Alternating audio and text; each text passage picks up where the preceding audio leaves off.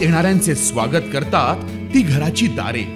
आपले घर, बंगला, ऑफिस, फार्म हाऊस यासाठी सुंदर डिझाईन केलेली jumbo French door, safety door आणि तीही 18 गेज GI सेक्शन मटेरियल वापरून आणि 80 मायक्रॉन पावडर कोटिंग केलेली, संपूर्णपणे मेंटेनन्स फ्री, नजर खिळून राहील असे आकर्षक सर्व प्रकारचे डोर्स मिळण्याचे नाशिक मधील एकमेव नाव शिवाय एंटरप्राइजेस।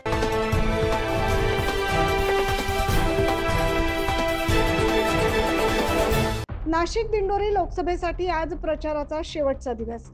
राज्यात लोकसभा निवडणुका जाहीर झाल्यापासून नाशिक लोकसभा मतदारसंघ चर्चेचा विषय ठरलाय। उमेदवारी अर्ज दाखल करण्याच्या काही तास अगोदर महायुतीकडून हेमंत गोडसे यांना उमेदवारी देण्यात आली, त्यामुळे कमी कालावधीत हेमंत गोडसे यांनी प्रचारात सक्रिय होत आघाडी घेतली आहे।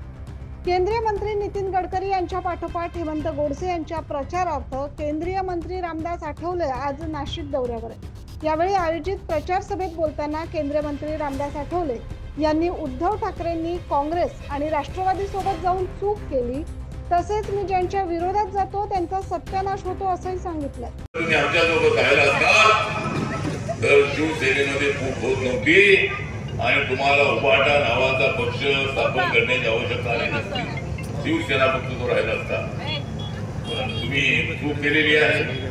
काँग्रेस आणि राष्ट्रवादी सोबत आपण गेलेले आहात।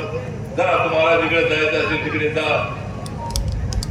आम्ही मात्र बाबासाहेब आंबेडकर यांच्या विचाराचे एकनिष्ठ राहू, छत्रपती शिवाजी महाराजांच्या विचाराचे एकनिष्ठ राहू। बाळासाहेब ठाकरेंनी शिवसेनाला मजबूत करण्याचा प्रयत्न केलेलाच होता, पण शिवशक्ती भीमशक्तीचा जो प्रयोग आहे, बाळासाहेब ठाकरे मला म्हणाले की रामदासजी तुम्ही आमच्या सोबत आलं पाहिजे। मी बाबासाहेबांचा विरोधक नाही, माझे वडील गोगलगार ठाकरे बाबासाहेबांचे मित्र होते, मला बाबासाहेबांच्या बद्दल आदर आहे आणि म्हणून तुम्ही आमच्या सोबत आलं पाहिजे। सामाजिक एकतेसाठी तुम्ही आमच्या सोबत आलं पाहिजे, काँग्रेसला हरवण्यासाठी तुम्ही आमच्या सोबत आलं पाहिजे आणि मी तुमच्या सोबत आलो आणि काँग्रेस हरली।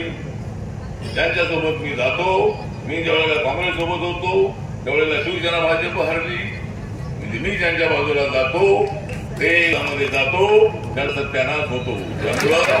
यावेळी हेमंत गोडसे मोठ्या मताधिक्यानं निवडून येतील असा विश्वास देखील केंद्रीय मंत्री रामदास आठवले यांनी व्यक्त केलाय। हेमंत गोडसे यांच्या प्रचारार्थ महायुतीतील प्रमुख नेत्यांनी नाशिकमध्ये सभा घेतल्या। त्याचबरोबर पंतप्रधान नरेंद्र मोदी यांनी देखील प्रचार सभा घेतल्याने सध्या नाशिकमध्ये हेमंत गोडसे आघाडीवर असल्याचं बोललं जात आहे। परंतु नाशिकचा खासदार कोण, नाशिकचा आवाज दिल्लीत कोण पोहोचवणार हे 4 जून नंतरच स्पष्ट होईल। 9 न्यूज महाराष्ट्रासाठी प्रतिनिधी जितेंद्र नरवाडे।